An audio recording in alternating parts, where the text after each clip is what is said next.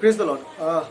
आज का वचन प्रभु के शरीर के ऊपर है, देह के ऊपर है कि प्रभु अपना देह कैसे दिया है और हमारे देह को या हमारे शरीर को उनका शरीर कैसे बना, किस तरीके से वो हमारे अंदर रहता है। हम लोग उसका जीवन जीता जागता मंदिर है। We are called the living temple of God, temple of the living God. प्रभु परमेश्वर हमारे अंदर रहता है, वो देह है, वो पवित्र देह है। तो वचन में जाएंगे हम लोग लूक का 22 का 19 पढ़ेंगे हम लोग। ओके। फिर उसने रोटी ली और धन्यवाद करके तोड़ी और उनको ये कहते हुए दी, यह मेरा देह है जो तुम्हारे लिए दी जाती है, मेरे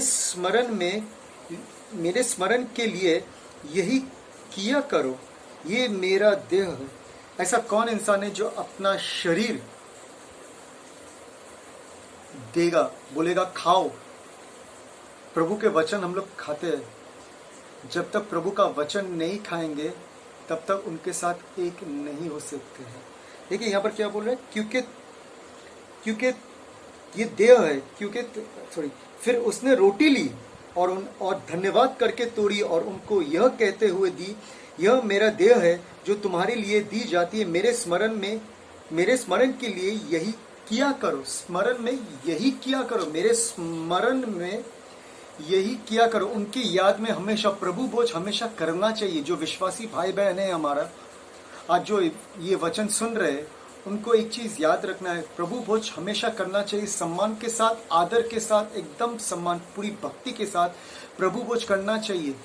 क्योंकि उनके स्मरण में, यीशु मसीह के स्मरण में यीशु मसीह ने ये करने बोला था।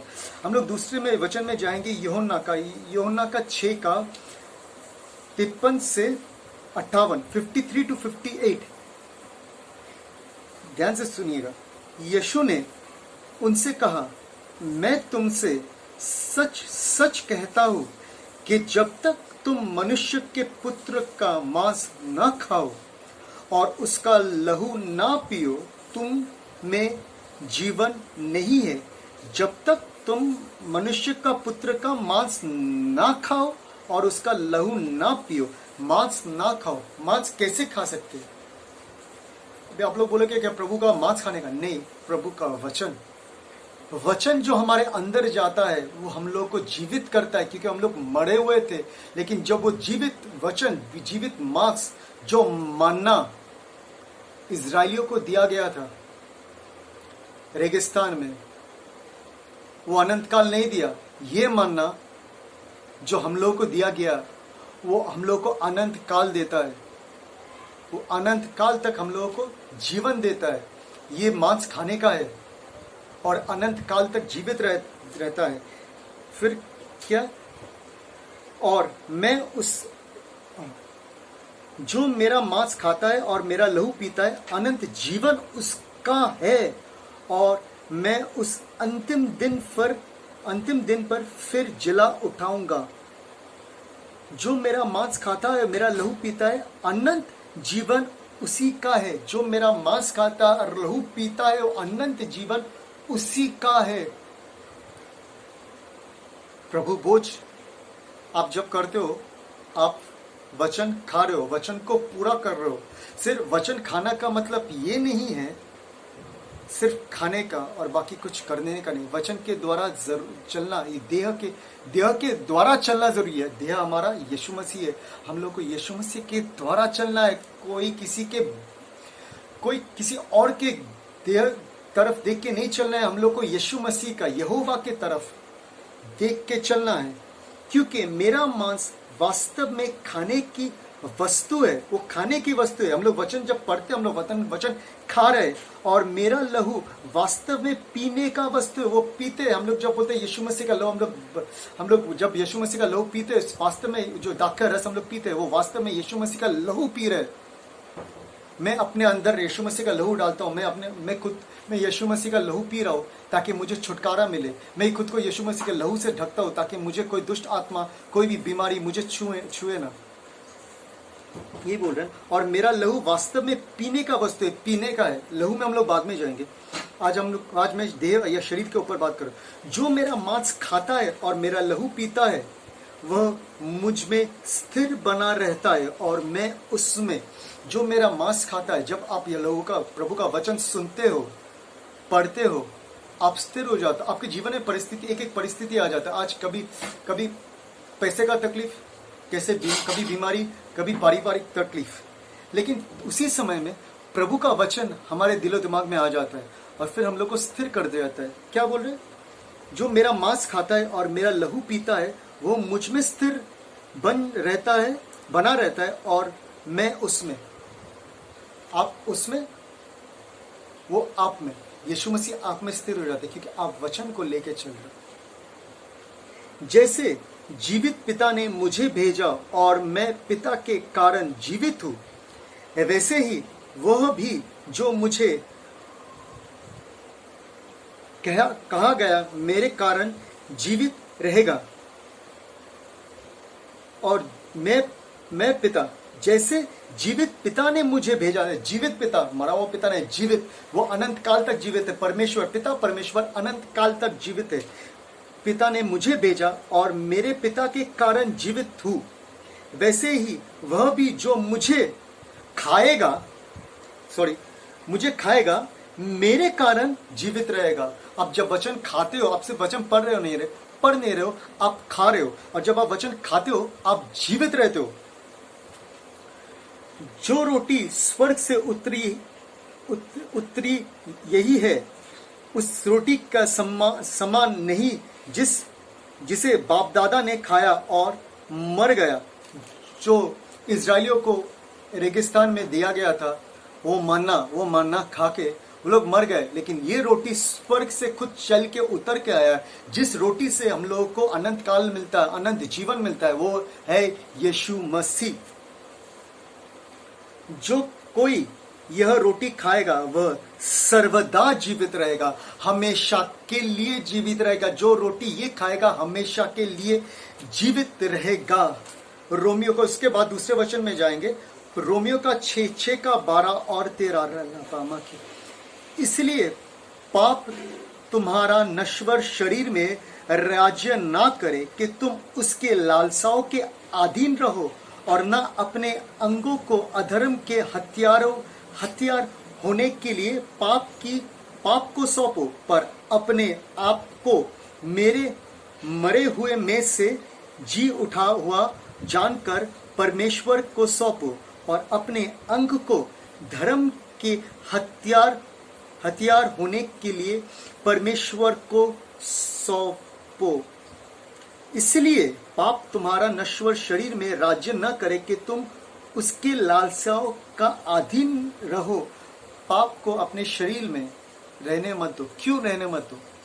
क्योंकि आपका शरीर यीशु मसीह का, परमेश्वर का मंदिर है। क्योंकि अगर उस शरीर में पाप रहेगा तो वो मंदिर में परमेश्वर या यीशु मसीह कैसे रह सकता है? और न अपने अंग को अधर्म के हथियार होने के लिए पाप को सौंपो। खुद के अंग को, हम लोग आंख से एक लड़की को, एक औरत को देख के व्यभिचारता कर सकते। हम लोग मुंह से किसी के बारे में बुरा बोल सकते, निंदा कर सकते दूसरे को। हम लोग अपने अंग को किसके लिए इस्तेमाल कर रहे हैं?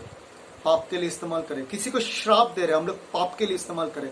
हम लोग जब मुंह से कुछ निकालते, जो हमारे अंदर से निकलता है ना, वो हम लोग को पापी करता है। जो बाहर करते रहता है वो पाप नहीं करता है, कहलाता है। आप मुंह से निकालते हो, आपका जुबान से आप किसी को श्राप दे रहे हो, आप किसी के खिलाफ बोल रहे हो, वो आपको अपवित्र करता है।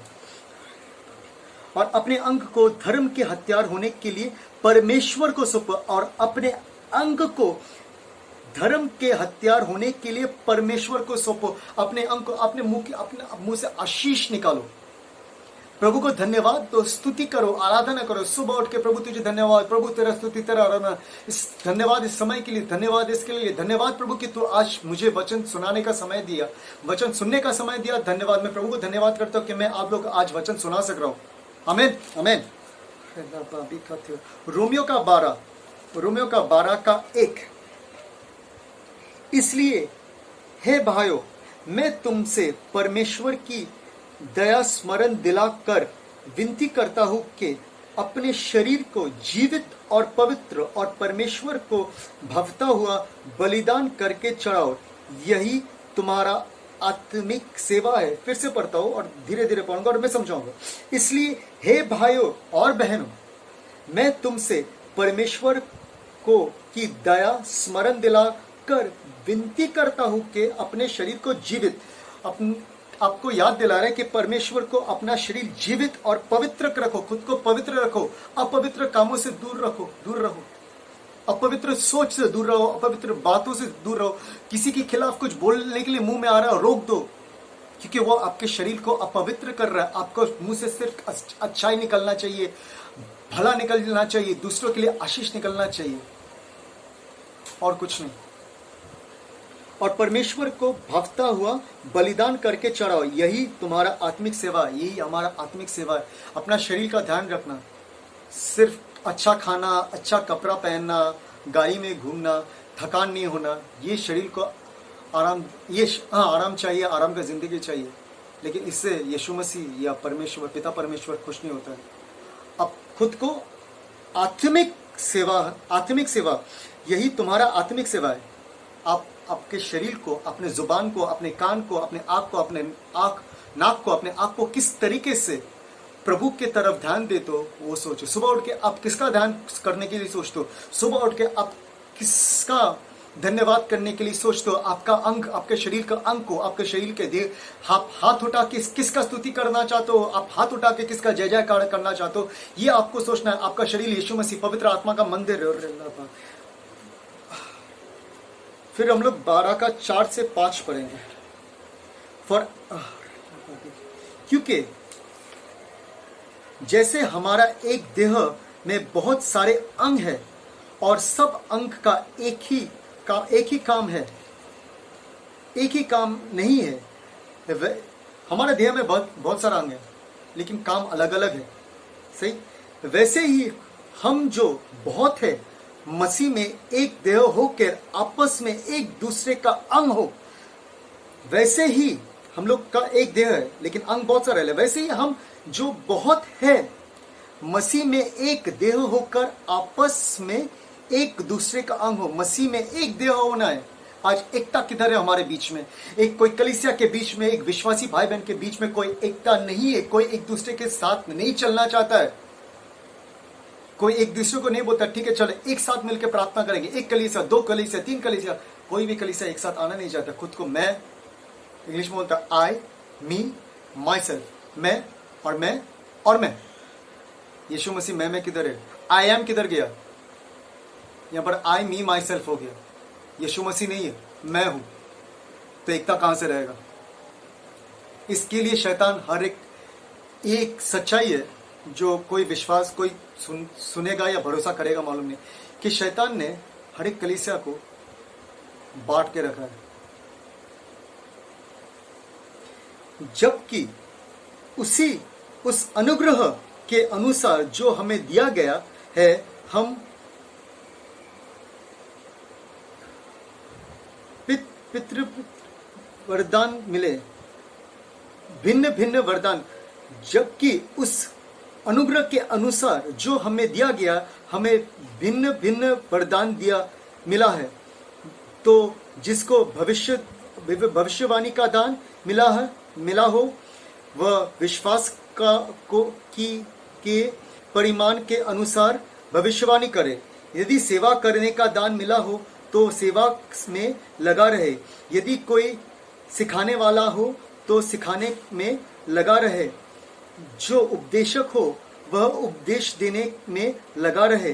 दान देने वाला उदारता से दे। वह जो अगुवाई करे वह उत्साह से करे। जो दया करे वह हर्ष से करे।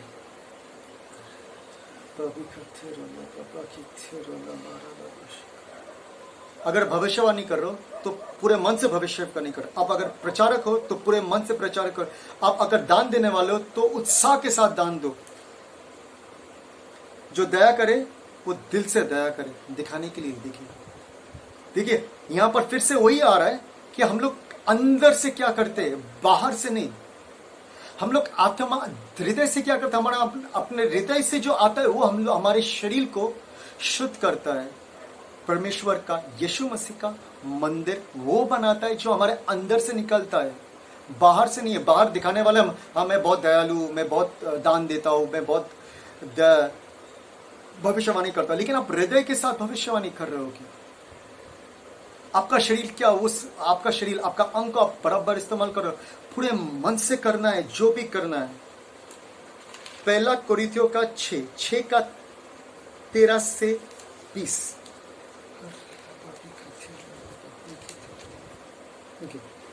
भोजन पेट के लिए और पेट भोजन के लिए, परंतु परमेश्वर इसको और उसको दोनों को नष्ट करेगा। परंतु देह व्यभिचार के लिए नहीं, वरन प्रभु के लिए और प्रभु देह के लिए। परंतु भोजन पेट के लिए, पेट भोजन के लिए। पेट नहीं रहेगा, भोजन नहीं रहेगा, सब खत्म हो जाएगा, लेकिन आपका जो देह है वो रहेगा, क्योंकि एक नया देह दिया जाएगा। वो देह को अभी से तैयारी, अंदर से तैयारी होता है, उस देह का अंदर से तैयारी होता है। रे लाबा मा खिथेरो लाबा रा लाबा। परंतु देह व्यभिचार के लिए नहीं, वरन प्रभु के लिए है और प्रभु देह के लिए। हम लोग प्रभु के लिए, देह प्रभु के लिए, प्रभु देह के लिए, प्रभु हमारे देह के लिए, क्योंकि प्रभु का हम लोग जीवित मंदिर है। परमेश्वर ने अपनी सामर्थ्य से प्रभु को जलाया और हमें भी जलाएगा। परमेश्वर अपने सामर्थ्य से यीशु मसीह को जिंदा किया, उसी सामर्थ्य से हम लोगों को भी जीवित करेगा। जो जब हमारे अंदर पवित्र आत्मा आ जाता है, हम लोग जीवित हो जाते हैं। लेकिन उसके बाद ये क्या प्रॉब्लम हो जाता है, हम लोग पवित्र आत्मा के सोच के द्वारा नहीं चलते, हम लोग अपने सोच के द्वारा चलते, तो धीरे धीरे पवित्र आत्मा पीछे चला जाता है। ध्यान रखिए। क्या तुम नहीं जानते कि तुम्हारा देह मसीह का एक अंग है? हम लोग सब यीशु मसीह का अंग है हम लोग। तो क्या मैं मसीह के अंग लेकर उन्हें वेश्या के अंग बनाऊं, गलत कामों का अंग बनाऊं? आंख को बोलो तो व्यभिचारता कर, कान को बोलूं तो गाली सुन और निंदा सुन, मुंह को बोलूं तो निंदा कर। क्या ये बोलूं? हाथ को बोलूं किसी को थप्पड़ मार,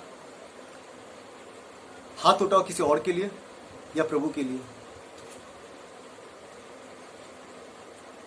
या उसका क्या तुम नहीं जानते कि जो कोई वेश्या से संगति करता है वह उसके साथ एक तन हो जाता है, क्योंकि लिखा है वो दोनों तन एक तन हो जाएंगे। आप जो जितना करोगे उसी में आप एक हो जाओगे। रे लापा माखी, अब जितना जो करोगे उसी में आप एक हो जाओगे। अब जितना दूसरों के बारे में बुरा बोलते रहोगे, आप बुराई में घुस जाओगे। अब दूसरों आप गलत तरीके से किसी औरत को या किसी मर्द को या किसी लड़की को देखते जाओगे, धीरे धीरे आप उसी में डूब जाओगे, आप उसके साथ एक हो जाओगे। लेकिन जो यीशु मसीह को देखते रहता है, यीशु मसीह की तरफ जुड़ते रहता है, वो मसीह के साथ एक हो जाता है। और जो प्रभु के संगति में रहता है वह उसके साथ एक आत्मा हो जाता है। जब यीशु मसीह के साथ रहता है वो इसके साथ एक आत्मा हो जाता है। सोचिए, परमेश्वर यीशु मसीह आपको बोल रहा है तुम मेरे साथ एक हो जाएगा जब तुम मेरे साथ रहेगा, मेरे साथ चलेगा। एक बनना है आपको। आपका पहचान ये होना चाहिए। देखो, यीशु मसीह का दास या दासी जरा है, आपका पहचान ये नहीं होना चाहिए, तो आपका नाम से नहीं होना चाहिए।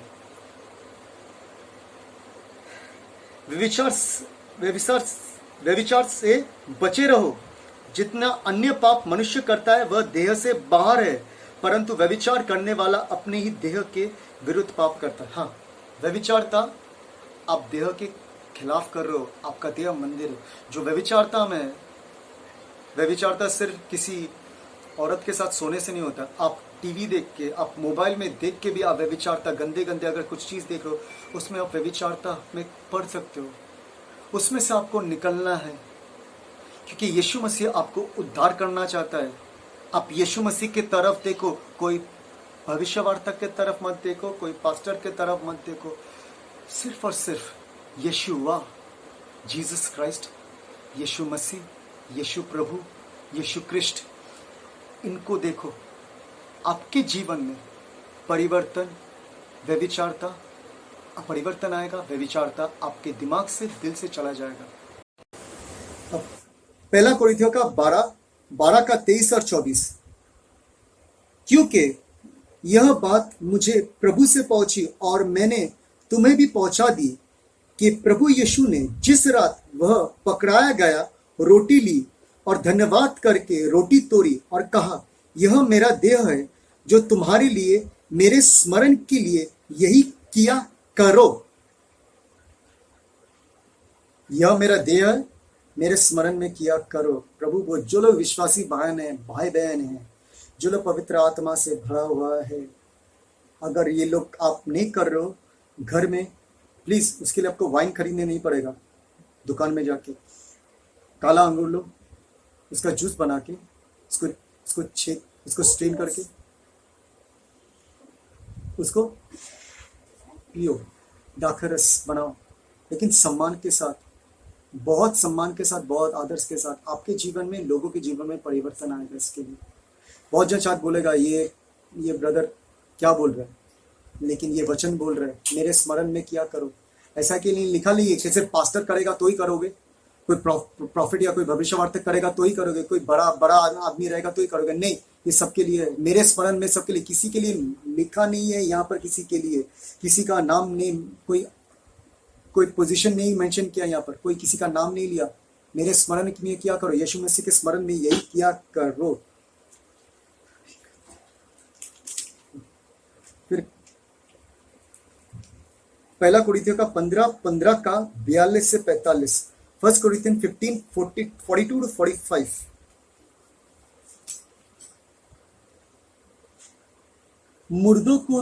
मुर्दों का जी उठना भी ऐसे ही है।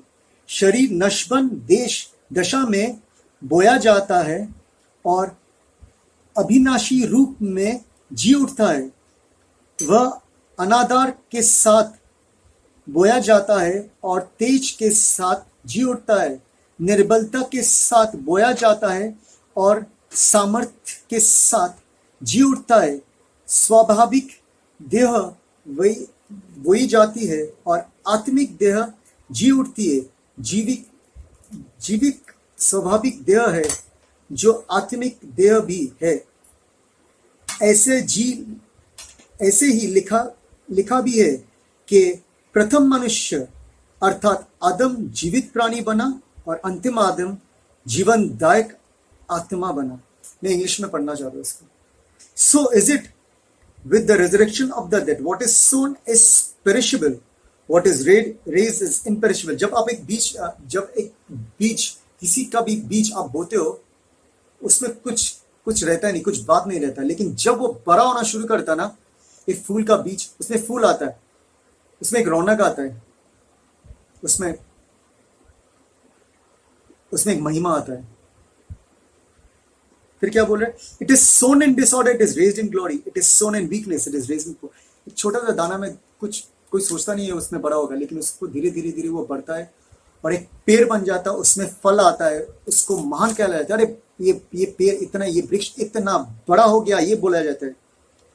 यीशु मसीह, इट इज सोन, इंग्लिश में पढ़ता हूँ और हिंदी में पढ़ूंगा। स्वाभाविक देह बोई जाती है, आत्मिक देह जी उठती है। यीशु मसीह स्वाभाविक देह में आया, लेकिन जब जीवित हुआ आत्मिक देह से स्वाभाविक देह और आत्मिक देह लेके, क्योंकि उसको दिखाई दे रहा था, सब लोग उसको देख रहे थे, तो कि ताकि वो आत्मिक और स्वाभाविक दोनों को एक करे। इसलिए यीशु मसीह आया था कि आत्मिक देह और स्वाभाविक देह को एक करके उसको एक यीशु मसीह परमेश्वर पिता में एक करे। इसलिए यीशु मसीह आया था। हम लोग फिर भी एक नहीं हो सकते थे, इसके लिए हम लोग एक हो गया, क्योंकि सिर्फ और सिर्फ यीशु मसीह के कारण हम लोग एक हुए और किसी के कारण नहीं हुए। फिर क्या बोल रहे हैं यहाँ पर? हाँ, मैं 45 पढ़ूंगा। ऐसे ही लिखा भी है, प्रथम मनुष्य अर्थात आदम जीवित प्राणी बना और अंतिम आदम जीवनदायक आत्मा बना। प्रथम आदम जीवन लाया, अंतिम आदम जीवनदायक आत्मा बनाया। हम लोग को शरीर और आत्मा के साथ हम लोग को मिलाया। शरीर और आत्मा हम लोगों को मिलाया, हम लोग को शरीर और आत्मा दोनों को मिलाया। किसने मिलाया? यीशु मसीह ने। हम लोग को एक देह किया, आत्मा शरीर एक कर दिया। एक हो गया किसमें? यीशु मसीह में। हम लोग यीशु मसीह में एक हो गए। उस किसका शरीर बन गया? हम लोग यीशु मसीह का शरीर, एक देह हो गया। एफिसियों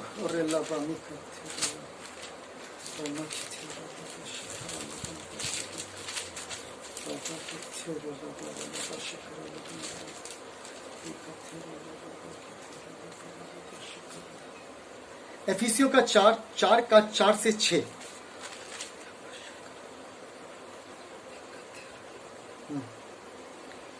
एक ही देह है और एक ही आत्मा, जैसे तुम्हें जो बुलाया गया था अपने बुलाया जाने से, एक ही आशा, एक ही प्रभु है, एक ही विश्वास, एक ही बपतिस्मा, और सब का एक ही परमेश्वर और पिता है, जो सब के ऊपर और सब के मध्य में और सब में है। एक ही देह है यीशु मसीह, और एक ही आत्मा यीशु मसीह, जैसे तुम्हें जो बुलाया गया था अपने बुलाया जाने से, एक ही आशा है, एक ही प्रभु है। एक ही आशा है कि हम लोग यीशु मसीह के साथ रहेंगे। एक ही प्रभु, एक ही विश्वास है। विश्वास सिर्फ हम लोग यीशु मसीह में करते हैं और किसी चीज में नहीं विश्वास करने का। सिर्फ और सिर्फ, मैं फिर से बोल रहा हूं, लोग पास्टर लोगों को विश्वास करते हैं। पास्टर लोग आज सेलिब्रिटी बन चुके हैं। अफसोस का बात है, बहुत पास्टर लोगों को बुरा लगेगा, लेकिन ये सच है। ये सच है। हम लोग फोटो डालते हैं। कहां पर पौल और पतरस फोटो डालता था? वो लोग का वचन काफी था, वो लोग का अभिषेक काफी था। वो अभिषेक मुझ में भी नहीं है, उसके पीछे पड़ा हूं। आप लोग भी कोशिश कीजिए कि आप लोग अगर विश्वासी भाई बहन है तो कोशिश कीजिए कि वैसा अभिषेक, जो अभिषेक अभी तक नहीं है, इसके लिए कलीसिया बटा हुआ है। उस समय कलीसिया बटा हुआ नहीं है। पौल और पतरस एक साथ मिलके बैठ के घुटने टेक के प्रार्थना कर रहा था। आज कौन करता है? एक ही प्रभु, एक ही विश्वास, एक ही बपतिस्मा, और सबका एक ही परमेश्वर और पिता है। सबका। यीशु मसीह का पिता एक है, हमारा पिता एक है। यीशु मसीह का भी परमेश्वर एक है, हमारा परमेश्वर एक है। सब यीशु मसीह के द्वारा है, जो सबके ऊपर और सबके मध्य में और सब में है। और सबके ऊपर वही है, सबके बीच में वही है, और सब में है। हम सब में वो, हम लोग शैतान का बीच नहीं है, हम लोग यीशु मसीह का बीच है।